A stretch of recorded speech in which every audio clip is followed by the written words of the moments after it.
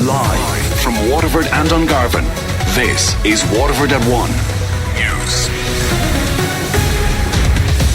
Good afternoon, I'm Sinead Aherne. Today's top stories: a Waterford Green Party TD is hopeful his party will support the programme for government. For the first time, Sinn Féin hasn't opposed the renewal of legislation that empowers the Special Criminal Court.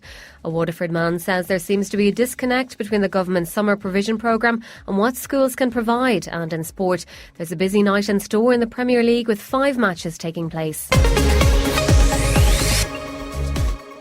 A Waterford Green Party TD says it's certain a large majority of his colleagues will support the programme for government. 2/3 of them need to back the deal with Fianna Fáil and Fine Gael. Today is the last full day for all party members to vote, as ballots for the postal election will be counted on Friday. Waterford's Mark O'Cosick hopes the deal gets over the line. It's certain that there'll be a large majority in favour, I think, of the programme for government, but whether we'll make the 2/3 majority that's required in our constitution, I think it's going to be very tight. But I'm hopeful that our members will come out and support what's been termed a very radical and very progressive programme for government. It's transformative really in terms of its climate ambitions. It's capable, if passed, of delivering a better country for people within the next decade. Sinn Féin has not opposed the renewal of legislation that empowers the Special Criminal Court for the first time.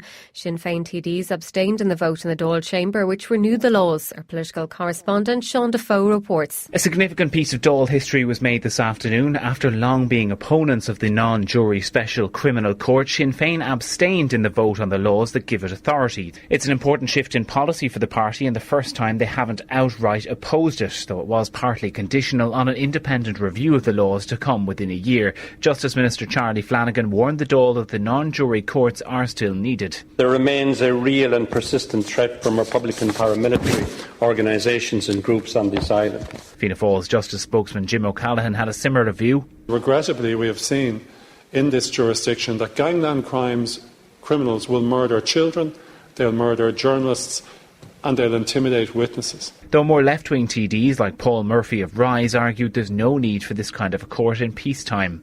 The right to have a trial by jury is an essential democratic right. The laws still have to be approved by the Seanad before they're fully renewed, assuming a Seanad can be constituted by a new government this weekend. Sean Defoe, Leinster House. 7 suspected cases were awaiting the results of coronavirus testing at University Hospital Waterford last night. That's according to the HSE's daily operations update. There was just 1 confirmed case on site. There are no confirmed or suspected cases in critical care in Waterford. The government's considering advice to scrap the 14-day quarantine period for people arriving into the country. The Cabinet Subcommittee on COVID-19 is today discussing the recommendations made by the Aviation Recovery Task Force, as Casey O'Riordan reports. The task force has recommended that travel restrictions and the 14-day quarantine rule be scrapped by next Wednesday. The Irish Tourism Industry Confederation's Owen O'Mara Walsh says the rules are effectively a closed sign to tourists. We're going to have to learn to live with COVID, particularly for an island nation. Tourism and trade and aviation access is fundamentally aligned, and I think the quarantine period needs to be ended accordingly. The task force is made up of representatives from airlines, airports, aircraft leasing companies and the tourism sector. Immunologist Professor Kingston Mills is concerned about the lack of medical input. This is nonsense. How can you say that you're going to rely on this group for advice on what to do in terms of air travel? There has to be medical and scientific input into this. Professor Mills thinks air bridges with other countries is a better approach, but Ryanair CEO Eddie Wilson disagrees. That means the rest of Europe is moving and Ireland is, fudging around. Now it's air bridges. They won't work within the European Union because you've got the free movement of people. The National Public Health Emergency Team will consider the recommendations tomorrow. A Waterford man says there seems to be a disconnect between the government's summer provision programme and what schools can provide. The Department of Education's July provision was announced a fortnight ago for thousands of children with special educational needs. However, parents are reporting that many schools are not taking part due to a lack of guidelines and availability of staff. Jamie Walsh told Damien Tiernan on Daisha today that St Martin's School in Waterford, where his 5-year-old daughter attends, is not taking part.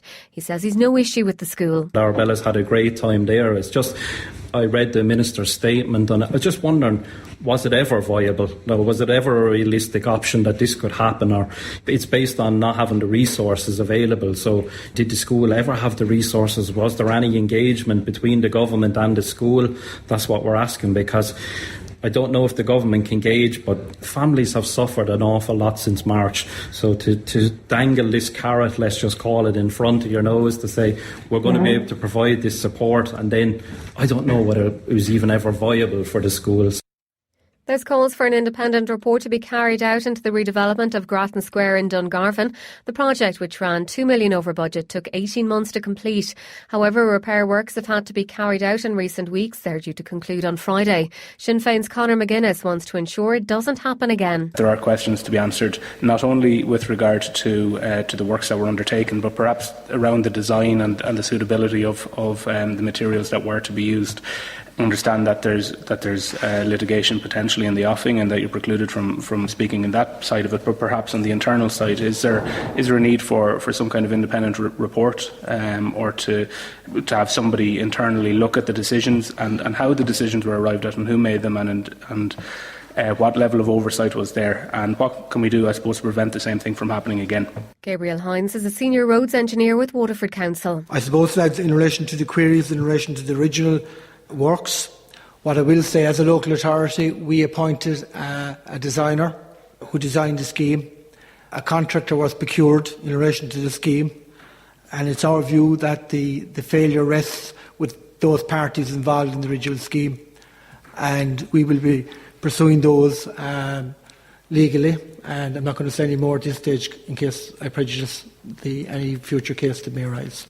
A new mayor of Waterford will be elected today. The councillors expect to be chosen from the new pact on the local authority, comprised of Fine Gael, Fianna Fáil and Independents. Owen Dalton has more. Thanks to COVID-19, there'll be little in the way of handshakes after today's vote. The WIT Sports Arena is hosting the gathering in place of City Hall because of restrictions around social distancing. Today's meeting is set to see the controlling group of parties made up of Sinn Féin, Labour, the Greens and several independents ousted by Fine Gael and Fianna Fáil. Dubbed the Progressive Alliance when it took control of the council after the local elections a year ago, the pact fell when Sinn Féin refused to support the budget last September.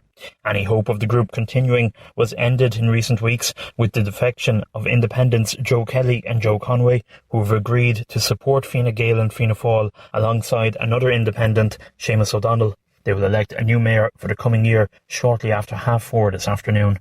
The outgoing mayor of Waterford, meanwhile, says his successor shouldn't have to face heckling by rival parties. Labour's John Pratt says he was disrespected regularly at council meetings during his term, and that parties need to be able to respect each other. I would hate for anyone to be in that position.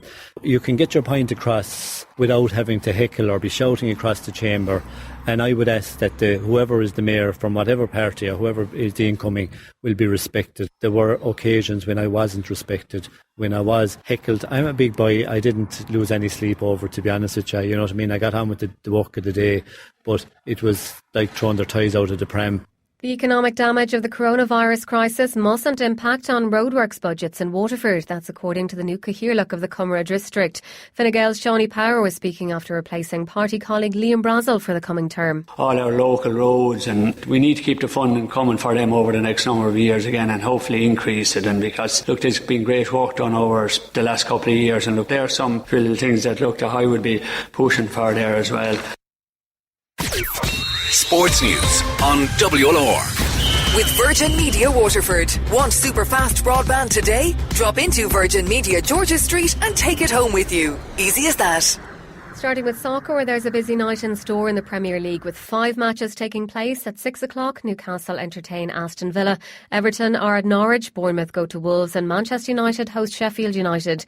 It finished 3-3 when the two sides met in the Premier League back in November. Manchester United manager Ole Gunnar Solskjaer says his team have developed well since then. They played exceptionally well, Sheffield United, but we had a 15-minute, 20-minute spell that we were accelerating as well. That's when we showed what we're capable of, and we're getting more and more consistent, and hopefully we can get that consistency and more penetration, forward passes, runs in behind. Liverpool can move to within 2 points of the Premier League title if they win at home against Crystal Palace. They would then become champions if Manchester City fail to win against Chelsea tomorrow. It's an 8:15 kick-off at Anfield. In racing, the chairman of Tramore Racecourse, Peter Queally, has resigned. He'd been chairman since the establishment of the new racecourse company in 1989. He informed the board of his decision at the recent AGM, but will remain on as director. Fellow director Carl Casey was appointed unanimously to take over as chairman. Racecourse General Manager Owen Byrne paid tribute to Peter Queally. Peter has been instrumental in the racecourse here. I mean, as you know, back in the late 80s, there was a point where there mightn't have been racing at the track at all. And Peter, along with Carl Casey and Bill Halley and a number of the other directors there and shareholders, basically saved the place and went away to work on building it up to what we have today. So we're very grateful to him and to the other directors and shareholders. But Peter's been instrumental in the racecourse being here. Sports news on WLR is thanks to Virgin Media Waterford. WLR asks you to stay safe by keeping your distance.